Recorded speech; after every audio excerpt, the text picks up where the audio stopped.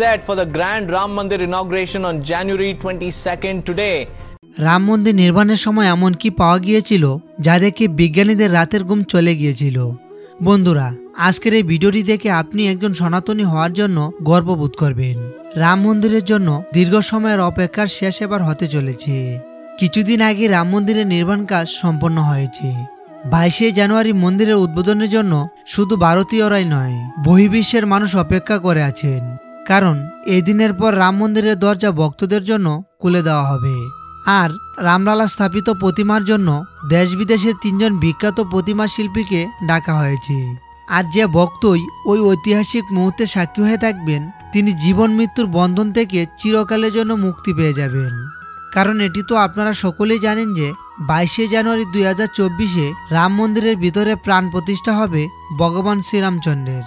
তবে এই মন্দিরের নির্মাণের সময় এমন কিছু চমৎকার ঘটনা ঘটেছিল যা দেখে মনে হয়েছিল যেন স্বয়ং ভগবান রামচন্দ্র কিছু সংকেত দিতে চাইছেন এই নির্মাণ কাজের মধ্য দিয়ে।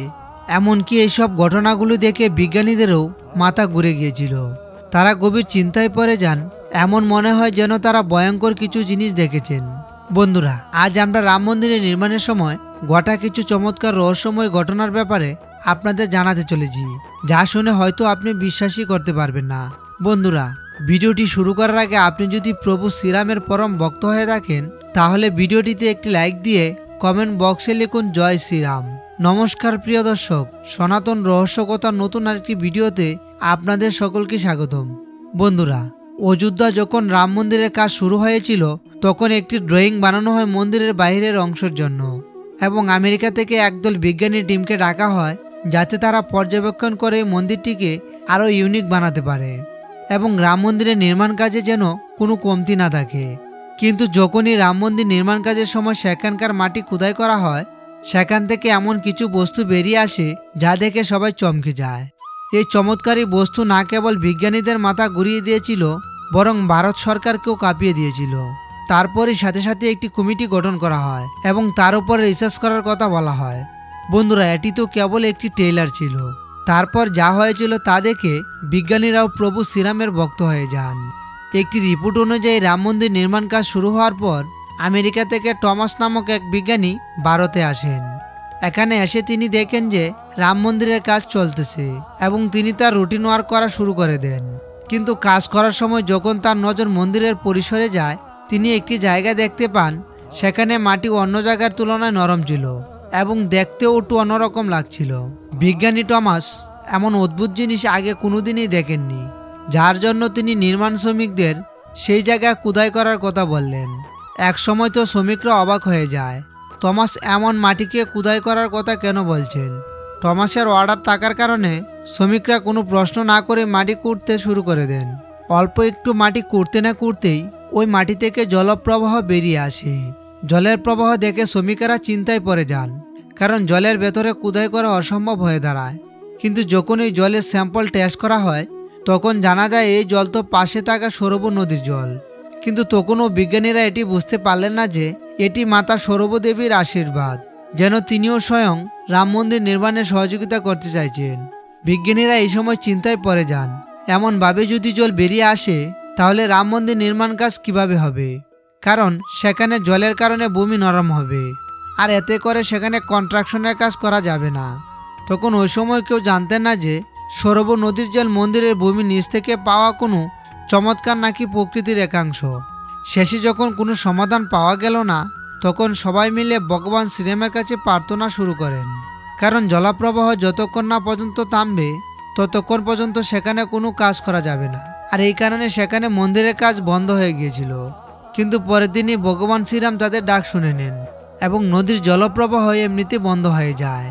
আর তারপরে রাম মন্দিরের নির্মাণ কাজ এত দ্রুত গতিতে চলতে থাকে যা এখন অন্তিম চরণে পৌঁছেছে। 22শে জানুয়ারি প্রাণ প্রতিষ্ঠা করা হবে শ্রীরামচন্দ্রের এই মন্দিরে। আর এই কারণে ভারত সরকার অযোধ্যায় এক আন্তঃরাষ্ট্রীয় বিমানবন্দর বানিয়ে ফেলেছে। এখন অনেকের মনে এই প্রশ্ন আসতে পারে যে প্রাচীনকালে যখন এখানে রাম মন্দির ছিল, তখন তা দেখতে কেমন ছিল, যেটি ভেঙে সম্রাট বাবর বাবরি মসজিদ বানিয়েছিলেন। আর এই রাম মন্দিরের নির্মাণ কে করেছিলেন, এই রহস্য আজও অনেকের কাছে অজানা। বেশিরভাগ মানুষ এই ব্যাপারে কিছুই জানেন না ওই সময়ে ভগবান রামের নগর অযোধ্যা কে বানিয়েছিলেন। বন্ধুরা, হিন্দু ধর্মের কাছে এই নগর অত্যন্ত পবিত্র এবং মহত্বপূর্ণ এক নগর, কারণ এখানে স্বয়ং প্রভু শ্রীরামের জন্ম হয়েছিল। এই কারণে এই স্থানকে রাম জন্মভূমি বলা হয়। ইতিহাসের তথ্য অনুযায়ী কৌশল প্রদেশের প্রাচীন রাজধানীকে অযোধ্যা এবং তার আগে তাকে সাকেত বলা হতো। অযোধ্যা যেটি এক মন্দিরের শহর ছিল, যার কারণে বর্তমান সময়ে এখানে মাটি খুদাই করলেই হিন্দু, বুদ্ধ ও জৈন ধর্মের সঙ্গে সম্পর্কিত ধ্বংসাবশেষ দেখতে পাওয়া যায়, যেখানে হিন্দুদের স্ট্রাকচার, মূর্তি ও মন্দিরের কলা আকৃতি খোঁজ মেলে। এখনও কিছু মানুষ এই বিষয়টিকে কাল্পনিক ভাবছেন। তাদেরকে বলছি, অযোধ্যা নগরীর অস্তিত্বের প্রমাণ বাল্মীকি রামায়ণে দেখতে পাওয়া যায়। কথিত আছে যে ভগবান শ্রীরাম জলে সমাধি নেওয়ার পর অযোধ্যা কিছু সময়ের জন্য তার জৌলস হারিয়ে ফেলেছিল, কিন্তু তার জন্মভূমির ওপর তৈরি মহল তেমনই ছিল। ভগবান শ্রীরামের পুত্র কুশ এরপর রাজধানী অযোধ্যা পুনর্নির্মাণ করেছিলেন, যার শেষ রাজা ছিলেন রাজা বৃহদ্বল। কিন্তু বৃহদ্বলের মৃত্যু মহাভারতের যুদ্ধে অভিমন্যুর হাতে হয়েছিল। মহাভারতের যুদ্ধের পরও শ্রীরামের জন্মভূমি তার অস্তিত্ব ছিল। আবারও কিছু তথ্যে উল্লেখ পাওয়া যায় যে ঈশার প্রায় 100 বছর পূর্বে উজ্জয়নের সম্রাট বিক্রমাদিত্য একদিন অযোধ্যায় আসেন।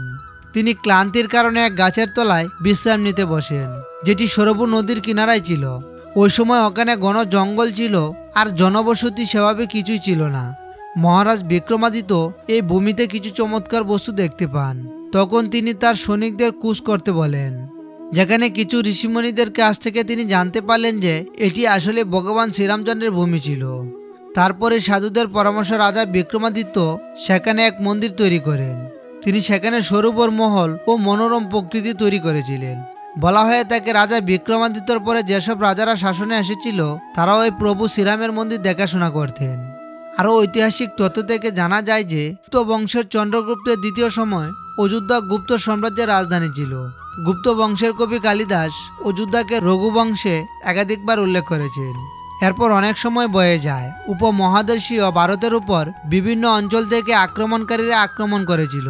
আক্রমণকারীরা কাশী, মথুরা, অযোধ্যাতে লুটপাট চালিয়েছিল এবং তারা মন্দিরের পুরোহিতকে হত্যা করে মন্দিরের বিগ্রহকে ভেঙে দিত।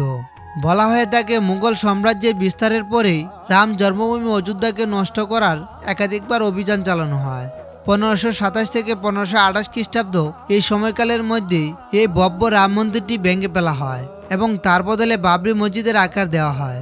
বলা হয় মুঘল সাম্রাজ্যে বাবরের সেনাপতি বিহারের অভিযানের সময় অযোধ্যা শ্রীরামের জন্মস্থানস্থিত প্রাচীন মন্দিরটিকে ভেঙে মসজিদ বানিয়েছিলেন।